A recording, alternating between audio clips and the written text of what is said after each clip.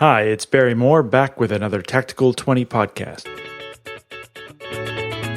Welcome to the Active Marketer Podcast, where we talk about how to design, automate, and scale your business to the next level using sales and marketing automation. You can find out all the tips, tactics, and techniques you need to get more customers and sell more stuff over at theactivemarketer.com. Now, here's your host, Barry Moore.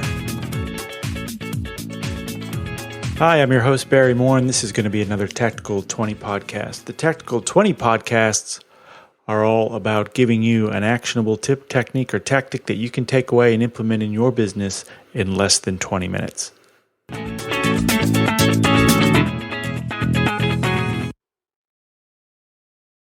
Welcome back to episode 22 of the Active Marketer Podcast. We're back with another Tactical 20 tip you can put into your business straight away.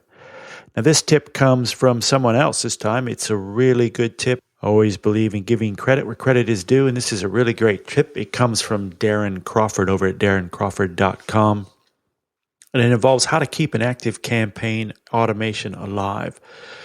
So, for example, let's say you've got an automation, it's halfway built, but you want to get it out there in the world. Let's say there's 4 or 5 emails in an autoresponder sequence, and you want to start getting people signed up. So maybe one of those emails are going out once a week for the next 5 weeks.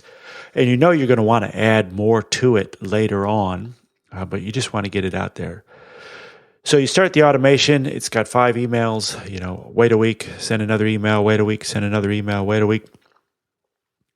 If you do not put the end automation step on the end of it, even though it doesn't have a formal end automation step, when people get to that last email, that last step in the automation is going to end, and ActiveCampaign is going to consider that automation is complete. So even if you come back later and you add a 6th email to the end of that sequence, it's not going to go out to people who have already been through the sequence, because ActiveCampaign is going to classify them as having completed that sequence or that automation. So the tip that Darren gives us is, in your last step of the automation, you can put what he calls a dam, or an automation dam, or basically just a break in the automation, where you put in a step that says, say, wait 1,000 days. So you send out the first email, wait a week, send out the second one, wait a week, etc., etc.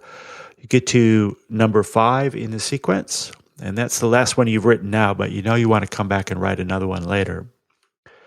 What you can do is you can put a step in there, wait 1,000 days, or a year, or whatever you want it to be, but some long period of time. So what's going to happen is when people go through this sequence, when people go through that automation, they're going to get email 1, 2, 3, 4, 5. Then they're all going to back up at that automation stop, or that automation dam. They're going to back up at that wait 1,000 days step. And they're all going to sit there. And the automation's not going to end because they're actively waiting that 1,000 days. So they're actively doing something. Now, when you come back and you want to add the 6th email, or the 6th step in that automation, what you do is you go to the next step. So you've got your wait 1,000 day automation dam there holding everybody back. You go below that, you add a step below the dam. So you add email number 6 below the dam. And then you add another dam, a second dam after email 6. So you've got wait 1,000 days, send out email 6, wait 1,000 days again, and then end automation.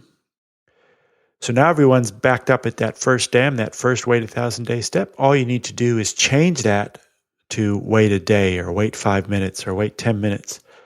And as soon as you do that, as soon as you change it from 1,000 days to 1 day, for example, people are going to proceed through the rest of the automation to the next step. So then they're immediately going to proceed on to email number 6. They're going to get email number 6, and then they're going to back up again at that wait 1,000 day step, that second automation dam that you put in there. So then you can go back and repeat the process as many times as you like. So it's a great way to keep an ActiveCampaign automation alive, keep it from ending, because even if you don't put a formal end step in there, when that customer or when that contact gets to that last step in the sequence, ActiveCampaign is going to consider them finished.